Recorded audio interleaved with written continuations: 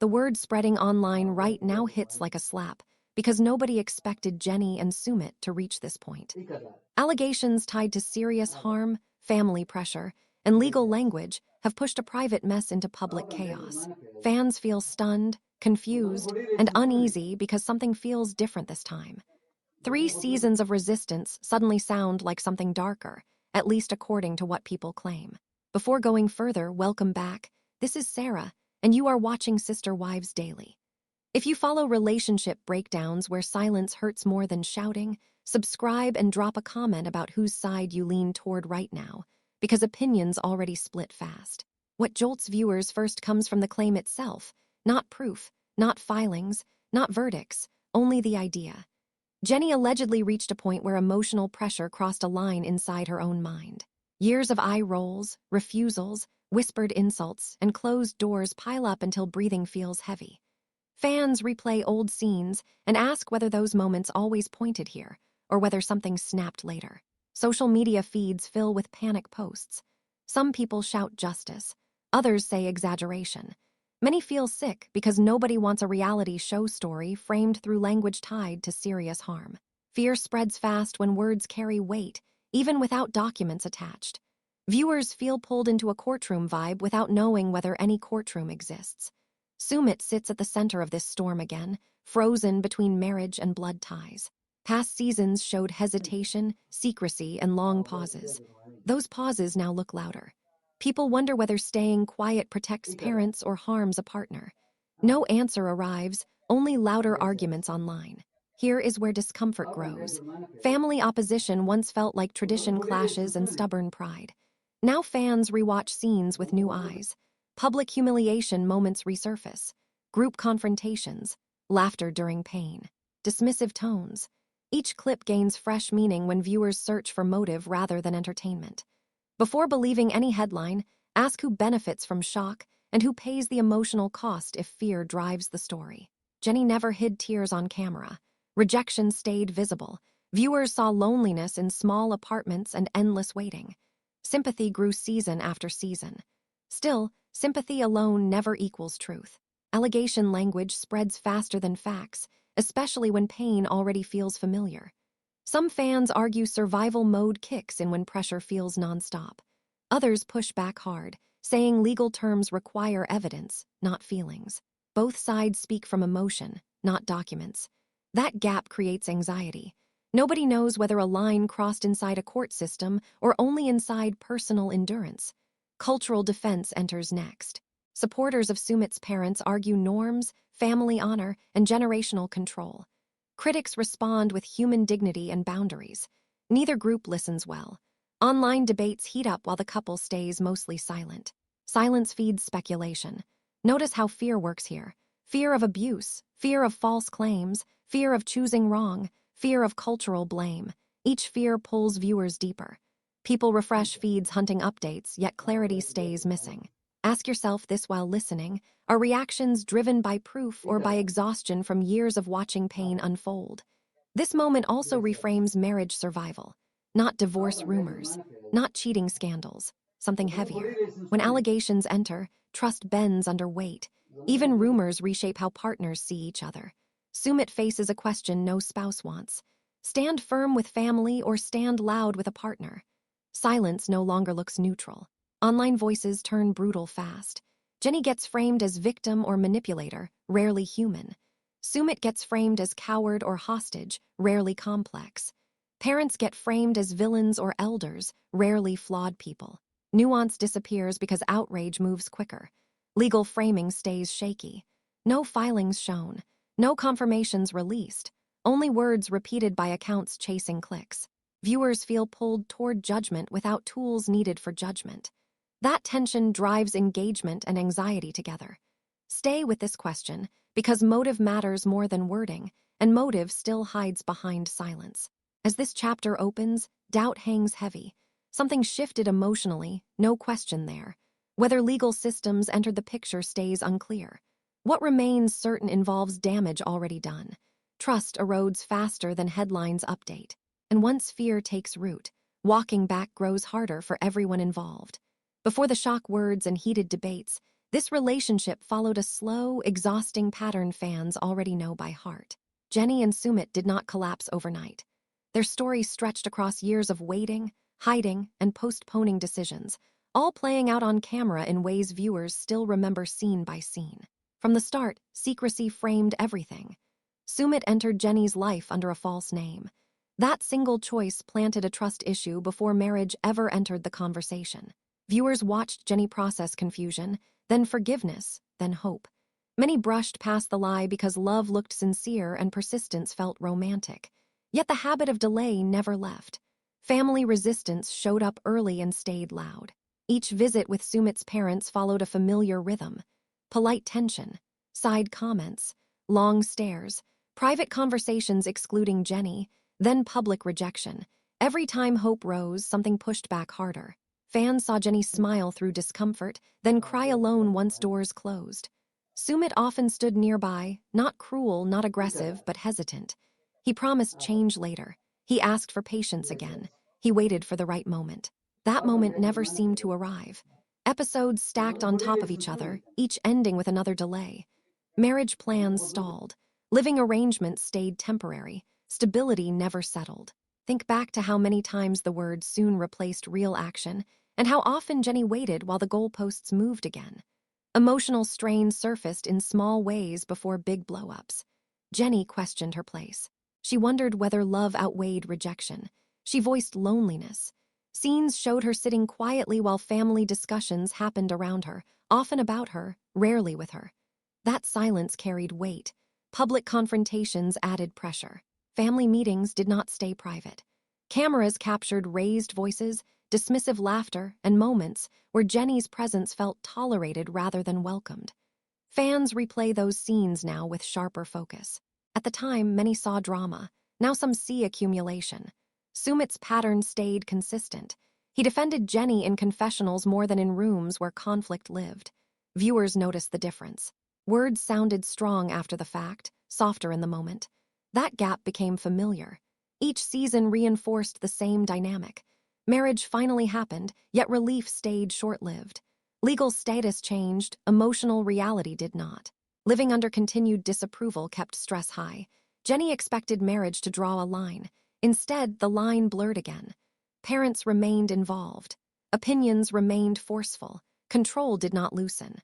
Fans remember Jenny's repeated question, "When does this end?" Not shouted, asked quietly. That question echoed across seasons. The answer never landed. Hope faded into endurance. Notice how endurance replaced joy long before any legal language appeared in headlines. Moments of tenderness existed. Laughter, shared routines, private affection. Those scenes made the struggle harder to watch. Love did not disappear. Pressure wrapped around it instead. Viewers felt torn. They rooted for happiness while sensing exhaustion underneath. Cultural defense entered discussions often. Respect elders. Follow tradition. Protect family honor. Jenny listened. She tried adapting. She learned customs. She waited. Adaptation demanded sacrifice. The sacrifice felt one-sided over time. Fans saw effort without reward. Delay became a character of its own. Delay in standing up. Delay in choosing sides. Delay in setting boundaries. Each delay carried emotional cost. Jenny voiced feeling invisible. Sumit acknowledged pain, then asked for more time. Time kept slipping. Arguments grew sharper. Tears came quicker. Smiles faded faster. Scenes shortened. Silence grew longer. Editing showed less optimism, more strain. Viewers sensed escalation before words caught up. Social media mirrored that shift. Early seasons brought playful jokes. Later seasons brought concern. Comments turned serious. Support grew protective. Critics grew harsher. Audience mood changed alongside the relationship. Ask yourself when concern quietly replaced entertainment for you as a viewer. Public humiliation moments gained new weight over time. Not one incident, many small ones, being dismissed in front of others, being laughed at during pain, being excluded from decisions affecting daily life. Each moment alone looked survivable. Together, they formed a pattern. Sumit's position became more complicated. Loyalty pulled in opposite directions. Fear of family fallout stayed visible. Fear of losing Jenny surfaced too. He balanced, but balance without movement still leans somewhere. Viewers disagreed about which side felt heavier. What stands out now involves repetition, the same conflict, the same promises, the same outcome.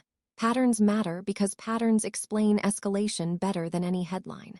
Pressure rarely explodes without warning. Pressure builds quietly while hope delays release. Jenny's patience became part of her identity on the show. Fans praised strength, then worried about cost. Strength without relief turns into survival mode. Survival mode narrows choices. Viewers saw her world shrink to one question: stay or leave. That question lingered unanswered. Hold on to this thought, because escalation rarely starts with anger. It starts with endurance reaching capacity. As this rewind closes, the realization settles in. The relationship did not jump from romance to chaos. It walked there slowly, step by step, season by season. Resistance stayed constant. Secrecy lingered. Delay became normal. Emotional strain piled higher each year. That buildup matters now more than any rumor. Whether language crossed legal lines or stayed emotional remains unclear. What feels clear involves wait. Years of wait. And wait changes behavior long before breaking points appear publicly. The tension between parents and partner never stayed subtle on screen. Control did not arrive through shouting alone. Control showed up through expectations, rituals, and who held permission to approve a life already lived. Viewers watched this dynamic unfold slowly, often wrapped in politeness, sometimes sharpened by blunt refusal. Family meetings followed a familiar structure. Elders spoke first, decisions framed as settled facts. Jenny listened. Sumit hovered. Silence carried authority. When approval never came, disapproval lingered in the room long after words ended. This pattern repeated across seasons, not once, not twice, but consistently enough for fans to memorize the beats. Rejection rituals felt formal rather than chaotic. Sitting positions mattered. Who spoke mattered. Who waited mattered. Cameras captured Jenny being present yet sidelined, included yet excluded. These moments did not need insults to sting. Distance did the work. A nod here, a pause there. Control hides well inside manners. Social pressure added another layer. Neighbors, relatives, community voices echoed parental views. Jenny faced not one wall but many. Pressure arrived through concern language rather than threats. What will people say? What will family think? Those phrases landed heavier than raised voices because shame works quietly. Sumit stayed split inside this system. His role never held equal weight. Parents spoke with certainty. He negotiated softly. Viewers noticed how often his posture shifted. Shoulders lowered near parents. Voice softened. With Jenny, frustration leaked out. That imbalance shaped the triangle. Ask yourself whether power felt evenly shared in those rooms or already decided before cameras rolled. Empathy matters here. Parents carried fear too. Fear of social fallout. Fear of losing standing. Fear of change arriving too fast. Tradition shaped their identity long before this show existed. For them, resistance looked like protection, not cruelty. Many viewers understand that instinct even while rejecting the outcome. From their angle, Jenny symbolized disruption. Age gap, foreign culture, public scrutiny, marriage outside expectations. Parents did not hide discomfort. They voiced disapproval repeatedly. Still, their actions stayed within social scripts familiar to them. Control often feels invisible to those holding it. Jenny entered this system without equal armor. Language barriers, cultural gaps, isolation. Cameras followed, yet isolation stayed real. She tried fitting in. She waited for acceptance. Waiting turned into pleading. Pleading turned into endurance. Endurance turned into emotional withdrawal. Public humiliation moments remain hard to define because intent stays unclear. Laughter during tense exchanges, smirks during tears, dismissive tones. Each moment sparked debate. Some saw cruelty, others saw awkwardness. Cameras captured reactions but not motives. That gap fuels argument. Hold on to this tension because interpretation shapes blame, and blame shapes escalation. Power imbalance showed clearest during decision moments. Where to live, when to marry, whether marriage even counted. Parents held veto power long after adulthood. Sumit rarely challenged that authority directly. Viewers asked why. Fear, habit, respect, all played roles. Jenny's responses shifted over time. Early politeness softened edges. Later seasons showed sharper boundaries. Tears turned into frustration. Silence turned into withdrawal. Each shift signaled internal change. Fans sensed patience thinning. Counterpoints deserve space. Some viewers argue parents acted predictably within cultural norms. They did not invent rules for cruelty. They followed scripts learned over decades. They likely believed resistance protected family structure. This view does not erase pain, but explains behavior without demonizing. Others counter back hard. Culture never excuses sustained emotional harm. Respect flows both directions. Adults choose partners. Control over grown children damages everyone involved. These voices push accountability. Both arguments sit unresolved. That unresolved space feeds conflict. When no side feels heard, escalation grows likely. Silence becomes protest. Withdrawal becomes defense. Notice how every side feels threatened rather than understood. Public settings worsen dynamics. Private disagreements leaked into filmed confrontations. Cameras magnified stakes. Parents faced judgment from strangers. Jenny faced judgment too. Each reacted defensively. Defensive behavior hardens positions. Sumit's role stayed the most fragile. He balanced gratitude with resentment, obedience with love. He tried to avoid collapse rather than choose resolution. That avoidance kept peace temporarily while deepening cracks underneath. Fans saw this coming long before headlines. Not legal claims, emotional exhaustion, repeated rejection, power imbalance without correction. Those elements predict rupture even without dramatic triggers. As scenes replay now, viewers argue about fairness. Was Jenny asking too much? Were parents giving too little? Was Sumit failing both sides? None of these questions land clean answers because reality rarely does. Sit with this discomfort because unresolved power struggles rarely end quietly. The stalemate feels heavy now. Parents hold ground. Jenny holds pain. Sumit holds silence. No side wins. No side leaves unscarred. This dynamic does not explode immediately. It tightens slowly, like a knot pulled one thread at a time. The moment an extreme word enters the conversation, everything changes. Not because facts suddenly shift, but because attention does. Certain words carry weight far beyond their syllables, and once released into public space, they spread faster than context can follow. That is exactly what happened here. The word itself became the story before the story could even be examined. Online, extreme language acts like a shortcut. It compresses complicated emotional experiences into a single explosive label. Viewers scrolling headlines do not pause to separate legal definitions from lived pain. They react to impact. Shock pulls the eye. Outrage fuels clicks. Fear drives sharing. The stronger the word, the faster it travels. In legal terms, words are narrow, precise, burdened by proof. They exist inside statutes, not comment sections. In emotional spaces, those same words stretch. They become metaphors. They become expressions of distress rather than accusations built for courtrooms. Fans often slide between these meanings without noticing the shift. That gap matters. What viewers saw on screen showed prolonged emotional strain, rejection, isolation, and power imbalance. What headlines imply suggests something far more concrete, structured, and criminal. Those are not the same things, even if they share emotional overlap. The danger comes when shorthand replaces nuance. Pause and notice how quickly language escalates once emotion leads the conversation. Fan culture thrives on interpretation. Every scene becomes evidence. Every tear becomes testimony. Viewers feel invested, sometimes protective, sometimes defensive. Extreme language validates those emotions. It gives shape to feelings that otherwise feel too complex to explain in a caption. But validation does not equal verification. When fans adopt legal terminology to describe emotional experiences, credibility becomes fragile. Critics push back harder. Skeptics dismiss the entire claim rather than interrogate its roots. The conversation polarizes instantly. Headlines amplify this distortion. Media framing rarely leaves room for conditional phrasing. Words like allegedly shrink beneath the headline's weight. Readers remember the bold claim, not the fine print.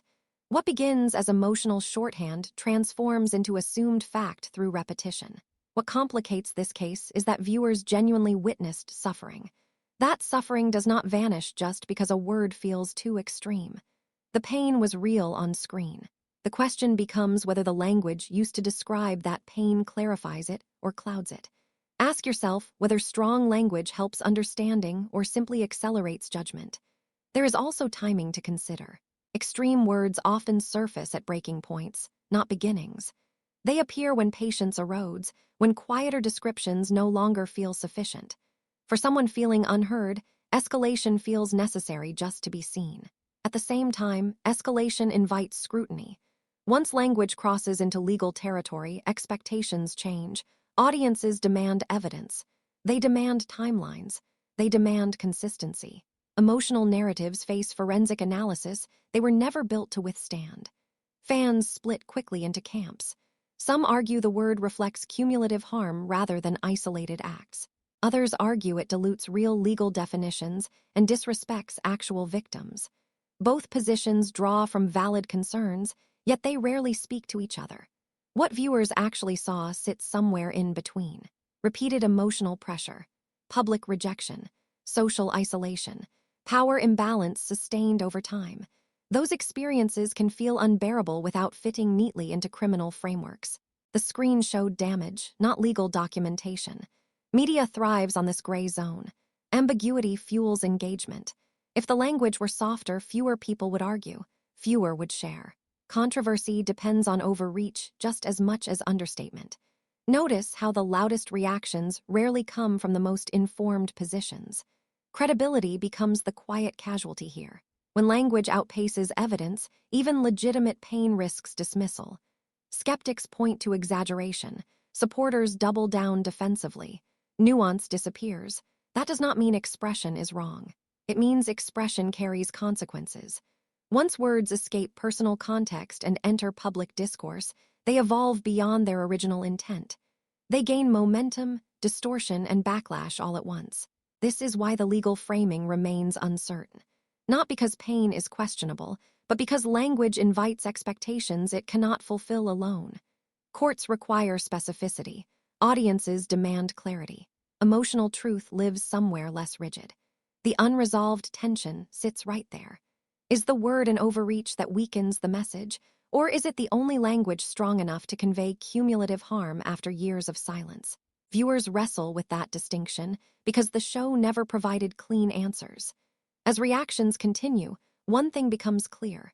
The story now lives less in what happened and more in how it is being described. Language has taken center stage, steering perception before facts ever catch up. So the question lingers uncomfortably. When pain finally finds a voice, does exaggeration undermine credibility, or is it simply the last tool left for expression? Sumit's role in this story is one of the most misunderstood, yet also one of the most critical. On camera, he rarely shouts. He rarely storms out. His presence is measured, sometimes almost invisible, yet every gesture, pause, and word carries consequence. Across seasons, a pattern emerges: silence, delay, and appeasement. These behaviors are subtle, but their effects ripple through every interaction between Jenny and his parents. At first glance, his silence looks like weakness or indifference.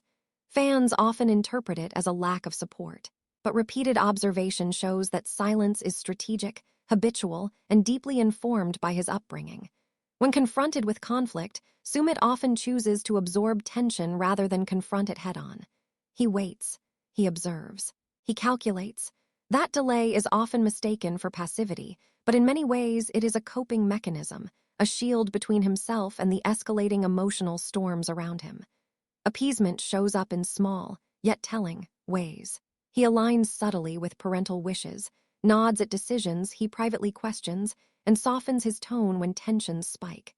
These are not acts of malice but survival. Viewers see the friction between his private thoughts and public compliance, and they project assumptions onto him. The truth is more complex. His behavior reflects a struggle to balance loyalty to his family with commitment to his spouse, and in doing so, he inadvertently fuels frustration on both sides. Ask yourself whether maintaining neutrality can become a weapon, even unintentionally. When Jenny pushes for recognition, Sumit often hesitates. He delays commitments, postpones conversations, and sidesteps ultimatums. To the audience, it may feel like indecision or avoidance, but there is an emotional calculus at play.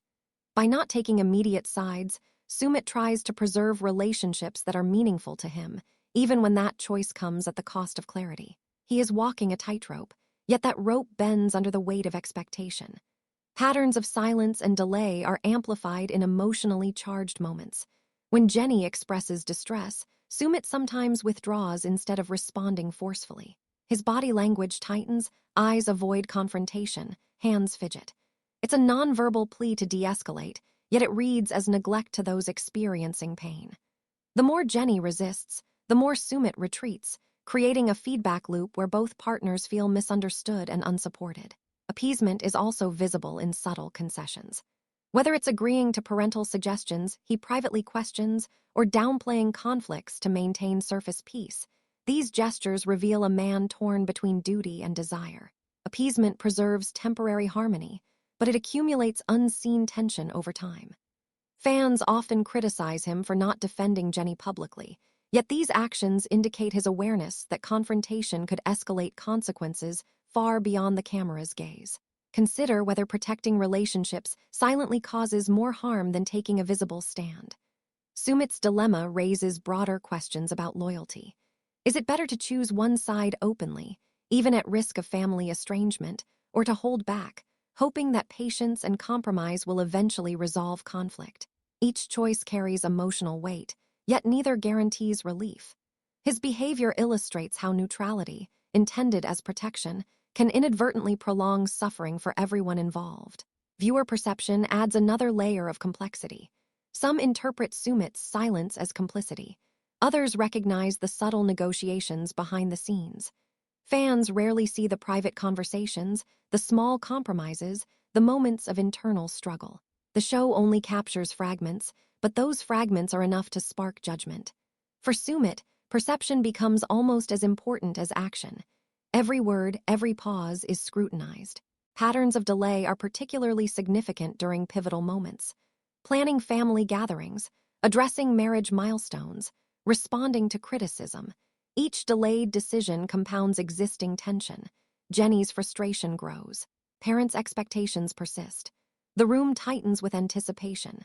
Viewers sense the pressure, even if the rationale behind Sumit's choices remains unseen.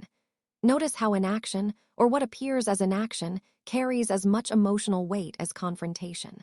Fair defense of Sumit requires acknowledging that he is operating under constraints few can fully understand. Cultural expectations, parental authority, social scrutiny, and public exposure all limit his options. Yet these constraints do not absolve him of responsibility. The challenge lies in balancing empathy for his circumstances with scrutiny of the consequences. Silence may be self-protective, but the emotional toll on others is undeniable. Sumit also demonstrates moments of quiet insight.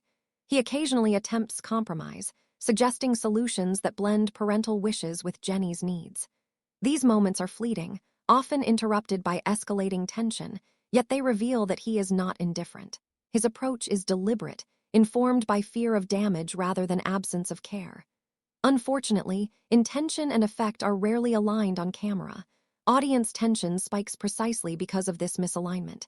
Fans expect action. They expect declaration.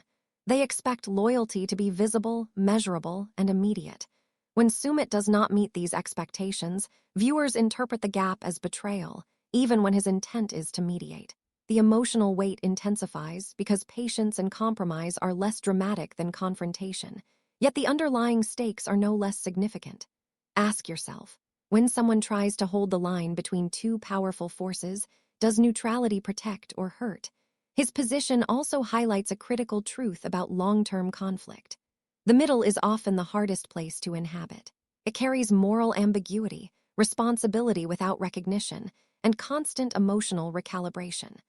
Sumit's behavior patterns demonstrate the challenge of balancing love, duty, and fear. His choices are scrutinized, debated, and dissected, yet no choice guarantees a resolution that satisfies all parties. Tension escalates most when loyalty is tested. Jenny seeks affirmation and advocacy. Parents seek compliance and recognition. Sumit exists between these expectations, his actions interpreted through multiple, often conflicting lenses. Each scene magnifies stakes, not only for him, but for the emotional ecosystem around him. As fans watch, one question lingers. When loyalty is divided, when neutrality is the default strategy, who ultimately bears the emotional cost? Sumit's silence and delay become more than behaviors. They become catalysts for reflection, debate, and speculation. Viewers cannot help but wonder which side he will choose when pressure peaks and patience expires. The cliffhanger remains unresolved. Will Sumit finally declare loyalty to his spouse, to his parents, or continue navigating the middle with quiet endurance, and at what cost to all involved? Fans often point to certain moments in Jenny and Sumit's story as public humiliation, and when you watch them back, the pattern becomes undeniable. It isn't one-off embarrassment or a single awkward exchange. It's repetition, a series of small but piercing moments that add up over time.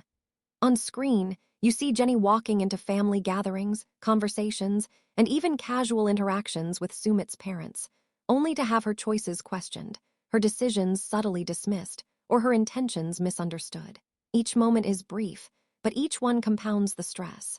For example, there were episodes where Jenny's cooking, meant as a gesture of goodwill, was scrutinized or compared unfavorably to expectations she never knew existed. Her tone in conversation, her attempts at cultural adaptation, her efforts to mediate tense moments, each was met with criticism or dismissal. Fans remember these scenes because they highlight the visible discomfort of someone repeatedly invalidated in what should be safe spaces. On camera, smiles are strained, laughter is cautious, and the audience can feel the tension. Repeated scrutiny doesn't only frustrate, it undermines confidence. Jenny's reactions evolve across episodes. Initially, she tries to smooth over conflicts, accommodate requests, and anticipate expectations. But as episodes progress, the same patterns resurface, often in front of cameras or other family members. Fans notice the shift in her demeanor, guarded, tense, and increasingly defensive. These aren't dramatic inventions, they are real, observable behavioral changes. The accumulation of small stressors begins to define her interactions. When repeated embarrassment piles up, even small moments start to carry enormous weight. From a psychological perspective, chronic stress manifests in very human ways. When someone faces repeated invalidation, public scrutiny, or social judgment, it triggers a constant state of heightened alert. The body and mind are engaged in a kind of silent fight, scanning for threats and anticipating judgment.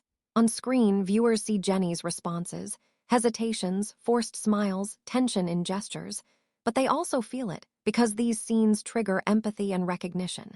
You watch and think, I would feel that too. One example that fans frequently cite is the episode where Sumit's parents question her decisions during a family event. The moment is subtle, almost casual, yet the camera lingers enough for viewers to see her internal struggle. Her attempts to clarify, to assert herself politely, are interrupted by parental correction. The humiliation is not overtly dramatic, it's insidious, quiet, and public. It's in these small, repeated moments that the pressure builds. Another moment revolves around conversations about finances, living arrangements, and daily habits. Jenny's suggestions, made in good faith, are dismissed or contradicted in front of others. To an outsider, it might seem trivial, but for someone trying to navigate a tense, cross-cultural marriage, these exchanges are emotionally heavy. Fans often replay these scenes, noting how consistent the pattern is. Jenny's agency is questioned repeatedly, not once or twice, but across multiple episodes and contexts. Notice how the repetition creates a weight that a single scene cannot. Public humiliation in this context isn't always dramatic shouting or confrontation. It's the subtle undermining, the dismissive gestures, the corrections in front of others, and the feeling of being perpetually on trial. The cumulative effect of these moments is stress, sometimes invisible on first viewing but unmistakable over time. Jenny's responses, hesitation, careful wording, and avoidance of overt conflict demonstrate an adaptation to sustained pressure. Socially, the public sees clips, memes, and commentary online. Fans weigh in, comparing moments, debating who is right or wrong, and sharing their own interpretations. This amplifies the emotional pressure. The humiliation isn't confined to the family. It extends into the digital world, where viewers dissect reactions and replay the tension. The stress is compounded, not by one moment, but by the constant echoing of judgment. Chronic stress builds silently. Small criticisms accumulate, causing emotional fatigue that fans can see in her expressions, voice, and interactions.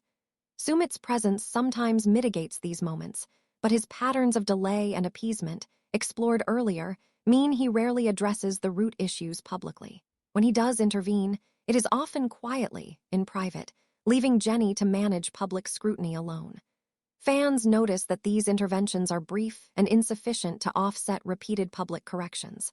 The result is an emotional low that lingers through multiple episodes. The audience also picks up on micro-patterns. Jenny adjusting her tone before speaking, pausing before responding, softening her opinions. These behaviors signal accumulated stress, a protective mechanism in response to repeated public challenge. Each instance of subtle invalidation becomes another layer on an already heavy emotional load. Even seemingly small moments, like a family dinner where her suggestions are politely dismissed or a casual disagreement over schedules, add to the overall stress narrative. Fans repeatedly point to these as evidence of emotional imbalance in the family dynamic. On screen, these moments feel almost unbearable because they are repeated enough to become a pattern, illustrating the slow erosion of confidence and the emotional toll of living under continuous social pressure. Fans are left wondering, how much more can someone endure before the breaking point is reached? Towards the later episodes, Jenny's composure begins to show cracks. There are moments of visible frustration, small confrontations, and pointed attempts to assert herself. These episodes feel different because the buildup has been so long. The tension fans have observed across seasons starts to crystallize into a palpable sense of strain. Each micro-moment of public criticism or social pressure no longer exists in isolation. It's part of a cumulative narrative that evokes empathy, shock, and concern. The arc of these public humiliation moments shows an important pattern. The longer repeated stress continues without resolution, the more profound the emotional impact. Jenny's ability to navigate these situations diminishes under constant observation and repeated critique. Fans witness the slow burn of accumulated pressure, sensing that an eventual breaking point is inevitable. The question remains unresolved. How much more public scrutiny can one endure before fatigue turns into confrontation? And what will that confrontation look like when it finally arrives? By the end of this pattern analysis, the emotional low is undeniable. Jenny is under constant scrutiny, both on camera and online, her confidence chipped away by repeated public challenges. The cumulative effect of these moments is a deep tension that fans can feel, even if the legal or interpersonal resolution is not yet revealed. This emotional low sets the stage for what comes next, the escalation of stakes and the eventual confrontation that the audience has been anticipating. When headlines screamed that Jenny filed a torture case against Sumit's parents, the internet lit up instantly. Clips circulated, comments poured in, and suddenly everyone felt like an expert on courtroom procedure. But here's the thing. Filing a claim, making a public statement, and a rumor spreading online are three very different things. They often get mashed together, and that's where confusion and panic starts. Filing a claim is a formal step. It means a document has been submitted to a legal authority, outlining allegations and seeking some kind of response or remedy. It doesn't automatically prove the claims are true. It doesn't determine guilt or innocence. It's the beginning of a process, not the end. On screen, viewers can sometimes assume that a claim equals confirmation, but legally, it's only a starting point. Public statements, on the other hand, are completely separate. Someone can speak to the media, post on social media, or issue a press release. These statements can express emotion, interpretation, or opinion, but they aren't evidence in a courtroom sense. Fans often see a social media post and immediately treat it like proof of a legal fact, but the reality is more nuanced. The line between what was filed, what was said publicly, and what fans assume is real can blur very fast. Then there are rumors. These travel faster than any statement or document because they aren't anchored in verifiable sources. One misinterpreted interview clip can spark dozens of posts and debates, which spiral into widespread assumptions about guilt, motive, or consequence. Fans react emotionally, and suddenly it feels like everyone knows the truth, but what they know may not reflect any official facts at all. Allegation is not proof. That's crucial to understand. On screen, you might see Jenny looking frustrated, emotional, or even angry. You might see Sumit caught between his parents and his wife. You might read online that a case has been filed. None of these visuals or reports confirm the outcome or the veracity of any claim. They only tell part of the story, the part that's visible or reported. Proof comes later, through documents, hearings, and official rulings.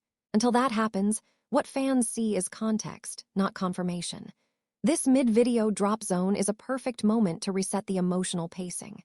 The prior acts have taken viewers through shock, relationship strain, family conflict, and public humiliation. Now, slowing the tone gives the audience space to breathe, to process what they've seen, and to understand the difference between perception and process. Calm clarity here prevents the narrative from feeling like endless outrage or speculation. At the same time, this is where subtle tension can remain. Even without legal drama unfolding on screen, the question of intent keeps viewers engaged. Why did Jenny take this step? Was it about protection, a signal, or a statement? Did she hope for resolution, accountability, or attention? Intent is not proof, but it shapes the emotional narrative. Fans are naturally drawn to it because it speaks to human motivation, empathy, and moral judgment. Breaking it down this way also gives context to what fans have already witnessed. The social pressure, repeated invalidation, and public humiliation from earlier acts all feed into why someone might feel compelled to act. Separating allegation from proof and document from social reaction highlights how emotion and perception can escalate even before any legal conclusion is reached. The beauty of presenting it like this is twofold. First, it keeps the story grounded in reality. Viewers understand that the legal process is not instantaneous and that social reactions are amplified, not confirmed. Second, it preserves curiosity. By acknowledging what is known, what is alleged, and what is rumored, the audience stays engaged, eager to see how the story evolves and what motivations or consequences might emerge. So the question lingers for viewers. Was this step purely protective, a way to assert boundaries, or something more calculated? It's the tension between action and intent that keeps the narrative alive. Everyone watching can feel the gravity of the choice without needing an answer, because that uncertainty drives engagement, reflection, and debate. By the end of this act, the audience has a clearer mental map of the difference between filing claims, speaking publicly, and spreading rumors. They also have a renewed sense of suspense. The legal process may be slow, but human motives and the fallout of perception continue to play out on screen. It's a subtle recalibration that preserves both emotional stakes and intellectual curiosity, preparing viewers for the next phase of the story. From the moment headlines screamed about Jenny filing a torture case, the clicks started rolling in like a tidal wave. Every article, every post, every video teased the most dramatic interpretation possible. The opening claim wasn't just news, it was currency. Outrage, curiosity, fear, all packaged to keep eyes glued to screens. And viewers. We fell for it, sometimes without even noticing. Media outlets, content creators, even fan pages all run on an incentive loop. More clicks mean more attention, which means more ad revenue, sponsorship deals, and social validation. Shock framing, those emotionally charged, extreme-sounding headlines, works because it triggers instinctive reactions. Our brains love novelty and conflict, and nothing is juicier than the idea of a legal battle inside a reality TV marriage. Think about it. The phrase torture case alone makes you stop scrolling. It doesn't matter if you fully understand the legal context or not. The language primes your emotions first. That's why outlets lead with it, why posts go viral, and why commentary channels see massive spikes when they tease the same claim. The audience isn't passive. We react, share, debate, but the system is designed to amplify that reaction. Fans also become part of the economy. Comments, shares, debates, and memes generate engagement that platforms reward with more visibility. Every like, every reply, every "can you believe this?" fuels the cycle. Suddenly, the story isn't just about Jenny and Sumit. It's about a community feeding a feedback loop of outrage, analysis, and gossip. At the same time, this amplification challenges critical thinking. When the opening claim is repeated everywhere, it starts to feel like fact rather than allegation. Subtle distinctions between filed claims, statements, and rumors fade into the background. Emotional reactions dominate. We start debating the morality of actions before confirming reality. That's exactly what the incentive loop wants. This is where the callback to the first act lands hard. Remember the shock ignition, the destabilizing claim. That moment set off the entire chain. It created curiosity, anxiety, and emotional stakes. Media amplification didn't invent it, it just turbocharged it. And as viewers, we're caught in the flow, sometimes questioning the characters' motives while rarely pausing to question the motives of the people shaping the headlines. The speed and repetition of coverage also compress context. Every news story focuses on the most extreme angle, leaving nuance behind. A disagreement between Jenny and her in-laws becomes family war. Moments of tension become proof of ongoing humiliation, and every silence from Sumit is framed as complicity. Our brains fill gaps with assumptions because the narrative is relentless. And yet, this is where the storytelling gets clever. By highlighting patterns, repeated behaviors, and aired moments, viewers get enough context to evaluate what's plausible without needing to believe every headline. That tension between perception and reality keeps the engagement high. It makes us click, comment, and speculate. So who benefits most from this amplification? It's not always the people on screen. Sometimes it's the outlets, sometimes it's the channels, sometimes it's the fans who gain status by being the first to comment or the most convincing debater. The emotional intensity of the story, the very thing that shocks us, is the same thing generating value for others. We're participants in a system that rewards outrage and curiosity, whether we realize it or not. And while the loop fuels engagement, it also increases stakes for the people actually living the story. Jenny, Sumit, and their families now face scrutiny that's amplified far beyond what they could have imagined. Every claim, every allegation, every public reaction contributes to a social pressure cooker. The media ecosystem doesn't wait for resolution. It thrives on suspense, ambiguity, and tension. By the end of this act, the audience sees the invisible forces shaping what they see. They understand that while the legal claim may be real, the way it spreads and the intensity with which it's debated is also a product of incentive loops, attention economies, and human curiosity. And the open loop remains. Who is really gaining from all this chaos, and who is paying the emotional price? That question hangs in the air as viewers anticipate the next act, curious about how the story's key players will navigate the amplified scrutiny, the pressure from fans, and the storm of public interpretation. The question that keeps echoing in every thread, every comment, every fan debate is simple but brutal. Can Jenny and Sumit's marriage survive this? It's a question that isn't answered with a single clip or quote, because the reality is messy, layered, and ongoing. Every viewer has seen tension that could have crushed lesser relationships, yet the couple remains legally married, publicly committed, and constantly tested. Trust, the foundation of any marriage, has been stretched to its limits. On-screen moments reveal subtle cracks, a hesitation before confiding, a pause when one partner questions the other's decisions, a defensive tone in private conversations. Jenny's frustration is visible in small gestures, arms crossed, tight smiles, eyes darting, signals that her patience is wearing thin. Sumit, meanwhile, vacillates between reassurance and avoidance. Fans have watched him promise peace one moment, retreat the next. Every delay, every silence, is like a weight accumulating in the background of their relationship. Loyalty becomes a complicated battlefield. It's not a simple matter of choosing sides. Sumit's position between his wife and his parents creates a constant tension. On screen, viewers see him try to appease both, but the effort often leaves both parties dissatisfied. When Jenny expresses hurt, he attempts calm, yet moments later his parents' disapproval surfaces, reigniting the conflict. Each attempt at balance highlights a difficult question. Is neutrality protecting the relationship, or is it quietly eroding it? The emotional ledger keeps adding up, yet the numbers remain invisible to casual observers. Think about the little escalations fans noticed. A tense dinner, a delayed call, a social media post left unliked. On the surface, these are minor, yet viewed in sequence, they form a pattern. Fans remember when Jenny seemed ignored during family events, when Sumit failed to intervene during uncomfortable exchanges, when he promised resolution but let disagreements simmer. Patterns matter more than single moments. They reveal emotional fatigue, not just from one person but collectively. The cumulative effect is visible in Jenny's emotional expressions. On screen, she vacillates between hope and despair.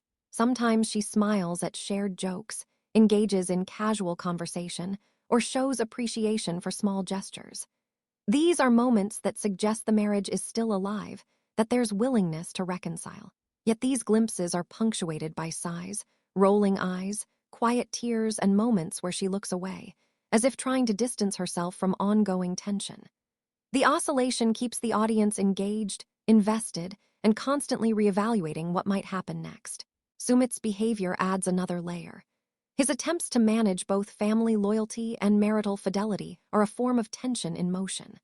On-screen evidence shows him stepping in to defend Jenny in private, but pausing or hesitating when parents' scrutiny is present. He negotiates, explains, and occasionally deflects, a pattern that suggests conflict avoidance but also emotional overextension.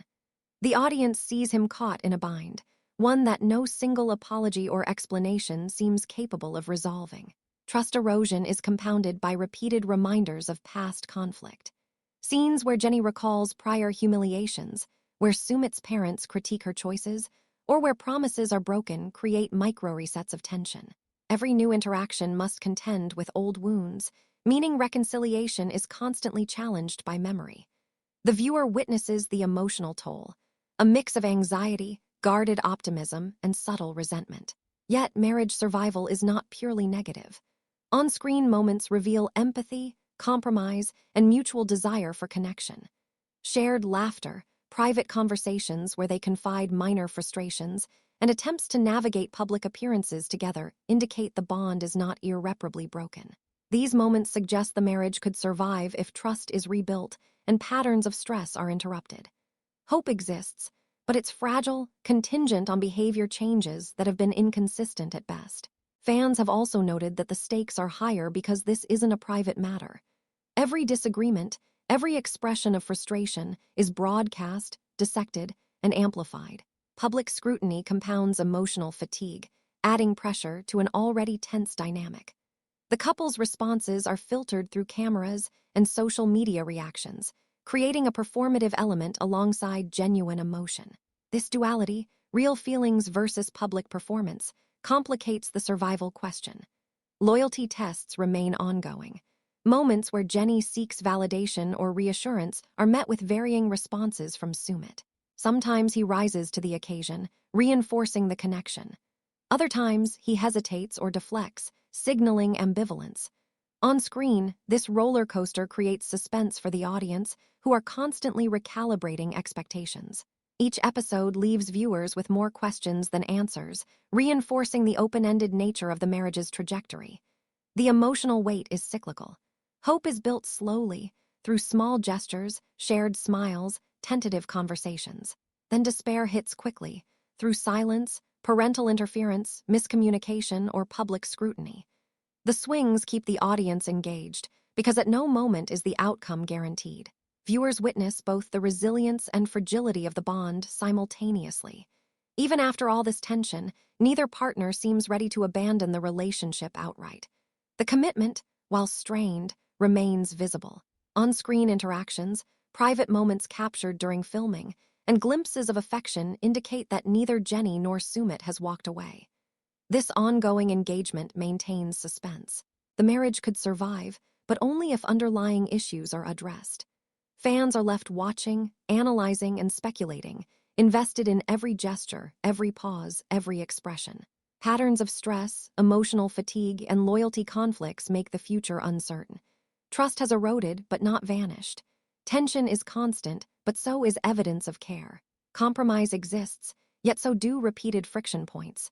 The audience is positioned as witnesses to an unresolved story, understanding that real relationships are complex, messy, and rarely linear.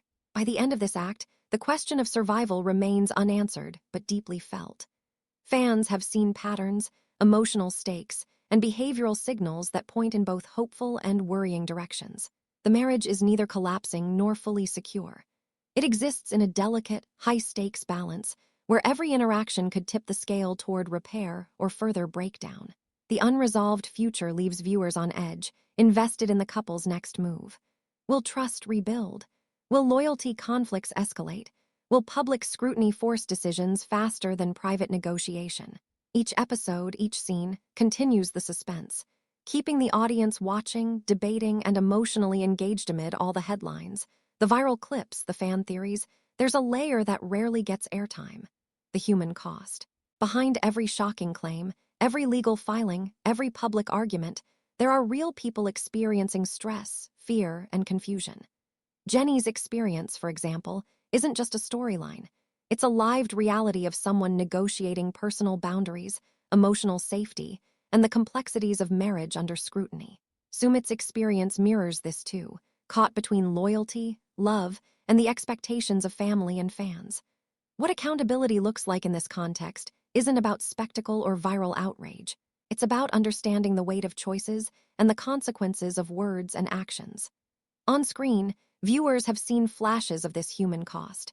Moments of tension aren't merely dramatic, they reveal the emotional labor each person is carrying. Jenny's expressions, the pauses, the tight smiles, the moments of frustration captured during interactions with Sumit and his parents, all speak to exhaustion and pressure that goes far beyond what can be portrayed in headlines. Similarly, Sumit's hesitation, his attempts to mediate, his silence at critical junctures, show the burden of navigating loyalty under intense scrutiny. These aren't plot points, they're glimpses of people wrestling with real emotional stakes, which the audience rarely sees framed as such. Scandal sells, but it's an incomplete picture. The repeated focus on the word torture, the shocking headlines, the viral social media threads, they all amplify drama, but they rarely explore the ripple effects. Jenny's mental space, Sumit's conflicted loyalties, and the parents' reputational concerns are human realities that unfold in private and on camera alike. Observing the story from this lens shifts the conversation from blame to understanding. It asks the audience to consider, what does accountability look like when emotions, family loyalty, and public exposure intersect? Public humiliation, on-screen discomfort, and legal action are all visible consequences, but they're also symptoms of deeper relational dynamics. Jenny's decision to file a legal case, while shocking to some, is a statement of boundary setting and self-protection. Sumit's indecision and attempts to mediate are responses to pressures that viewers often overlook. The moral weight of these actions exists in the gray space between right and wrong, not in the black and white framing of social media outrage. By examining the context and patterns, fans can begin to see the story as one about human choices, emotional consequences, and the delicate balance of relationships under stress. The emotional stakes are palpable in the small details captured on screen. The hesitation before a conversation, the subtle signs of anxiety, the way smiles fade during conflict, all of these moments convey a tension that goes beyond drama. It's the daily negotiation of self-protection, compromise, and expectation management. For viewers, acknowledging this shifts the frame from judgment to empathy, even without condoning or condemning specific actions. The story transforms from a scandal narrative into a study of consequence, resilience, and relational complexity. Accountability, in this sense, isn't about who wins the argument or who is right legally or socially. It's about owning the emotional labor of one's actions, recognizing the impact on others, and taking responsibility for maintaining relational integrity. Jenny's choice to speak out, Sumit's attempts to mediate, and even his parents' insistence on defending their perspective all carry human consequences. The story reframed asks the audience to consider each perspective thoughtfully, weighing emotional realities alongside public perception. By shifting focus to human cost, the narrative begins to prepare the audience for an emotional payoff. The earlier acts have built suspense, examined conflict, highlighted loyalty tests, and analyzed behavior. Now, with the scandal lens softened, viewers can reflect on the tangible effects of the conflict on real people. This creates room for understanding, for emotional resonance, and for curiosity about what comes next, not just in terms of legal outcomes, but in terms of personal growth, reconciliation, or further conflict. The open loop remains. What will the next chapter hold? On screen, the marriage is still navigating tension, trust erosion, and family interference. Off-screen, the emotional stakes continue as private decisions intersect with public attention. The reframing sets up the audience to look beyond the headline-grabbing drama and anticipate the consequences, responses, and choices that define the human story. By centering accountability without spectacle, the story encourages viewers to engage more deeply. It highlights the weight of choices, the cost of silence, the pressure of loyalty, and the strain of public exposure. The tension isn't just in the legal filings or the family feud. It's in the personal stakes, the mental load, and the complex emotional realities that unfold in every on-screen interaction. The next chapter, whatever it may be, is no longer just a headline. It's about the evolution of relationships under pressure, the choices each person makes, and the consequences those choices carry for themselves and others. The audience is left reflecting. How will Jenny assert her boundaries next? Will Sumit take a definitive stand? How will the family dynamics shift under continued scrutiny? Every unresolved question primes the emotional payoff that the next act promises to deliver. In this reframed perspective, the story transcends shock value. It becomes an examination of trust, responsibility, and the human cost of choices under pressure. Fans are invited to witness, empathize, and stay engaged, not merely for the scandal, but for the unfolding human drama that continues to evolve with every episode and public interaction. Everything that has built up over months, the tension, the whispers online, the glaring pauses on screen, comes to a head. Betrayal has been a shadow in every interaction. Jenny's decision to speak out, Sumit's hesitation, the parents' insistence on defending themselves, it all converges in moments that are raw, visible, and yet unresolved. Fans have watched the patterns unfold. Silence used as a shield, words wielded as power, loyalty tested repeatedly. The question that's been planted since the first shock claim resurfaces: can a marriage survive this level of emotional strain, public scrutiny, and private conflict? On camera, Jenny's expressions carry more than anger. They carry exhaustion, frustration, and a quiet demand for recognition. Every carefully controlled response hints at boundaries being asserted, but also at the cumulative toll of repeated tension. Sumit, caught in the middle, oscillates between appeasement, avoidance, and moments of defensiveness. His choices are scrutinized, not just by fans, but by the cameras that capture every pause, every hesitation. The parents' interventions, sometimes subtle, sometimes overt, create a web of social and familial pressure that neither party can fully escape. Throughout this saga, betrayal has taken many forms: perceived disregard, misaligned priorities, and the silent treatment that stretches across conversations. Jenny's language has been strong, signaling emotional impact. But what betrayal means in this context isn't easily distilled into sound bites or headlines. It's not about vilifying anyone. It's about recognizing how repeated actions, omissions, and pressures accumulate into a rupture that's felt on both emotional and relational levels. The patterns of silence are equally telling. When Sumit doesn't speak up, when he defers to parental opinion, or when he avoids confrontation, it isn't neutrality in isolation. It carries weight. Fans see it as hesitation, but it also functions as an emotional force that shapes the marriage dynamic. Silence here is both protective and destabilizing, a double-edged sword that complicates the path to resolution.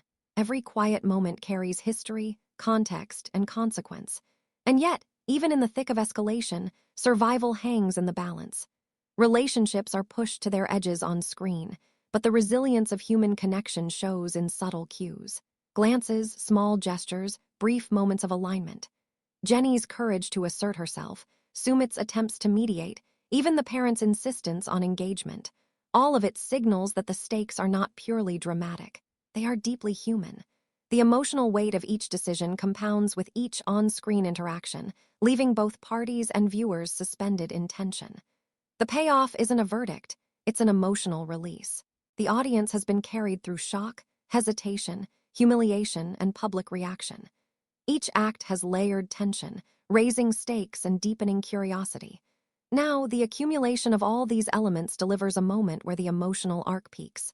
The rawness of betrayal, the ache of unmet expectations, the uncertainty of loyalty. It's a moment where viewers can feel the full intensity of human stakes without a tidy conclusion. Yet suspense remains unbroken. The questions planted in the opening acts, the survival of marriage, the impact of loyalty choices, the consequences of silence, linger. What does accountability look like when actions are weighed against relational pressures? How will the next chapter unfold after public statements and private negotiations? The answers aren't provided because the story is ongoing, and the tension itself is part of the human experience being observed. Through it all, the emotional journey has been as significant as any legal filing or headline.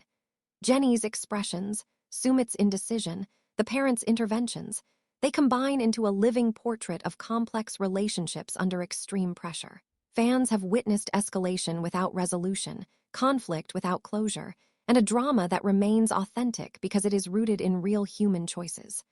By tying together the previous threads, the shock, the relationship patterns, the parental influence, the legal and public framing, the narrative delivers a cohesive emotional payoff. It validates the audience's attention, connects prior tensions, and sustains engagement by acknowledging that while answers remain uncertain, the stakes are real and relatable. The payoff lies in experiencing the culmination of these intertwined pressures, the release of accumulated tension, and the lingering uncertainty that keeps viewers invested in what happens next. In the end, the story refuses simple resolution. Betrayal, silence, and survival coexist, offering no verdict but delivering a full spectrum of emotional intensity. The tension holds, the questions remain, and the audience is left with a compelling, human-centered conclusion. The drama isn't over, the choices continue, and the next chapter will demand attention. The escalation has reached its peak, but the suspense, curiosity, and emotional engagement remain alive, ensuring that viewers are ready for whatever comes next. Even as this chapter of Jenny and Sumit's story reaches a tense pause, the ripple effects of family dynamics, loyalty, and pressure are far from over. The main questions, the choices between silence and confrontation, the weight of parental influence, the limits of trust, linger in every glance, every hesitation, every subtle interaction we've seen on screen. Fans have followed every shock, every allegation, every moment of emotional strain, and now the threads that tied the family feud together begin to settle, if only slightly, into a tense stillness. It's the calm after one storm, but it's clear that another one is quietly gathering. The struggle for control within the household doesn't end with legal filings or public statements. Subtle power plays continue behind closed doors, in conversations we only catch glimpses of, in gestures and choices that signal loyalty or dissent. Even in moments where the cameras aren't rolling, the patterns persist. Who gets to decide? Who gets heard? Whose boundaries are respected? Each act we've analyzed, from public humiliation to withheld communication, has left emotional marks that won't vanish overnight. The story isn't simply about one accusation or one lawsuit. It's about the ongoing navigation of relationships where love, expectation, and duty collide in complex ways. Sumit's position remains as fraught as ever.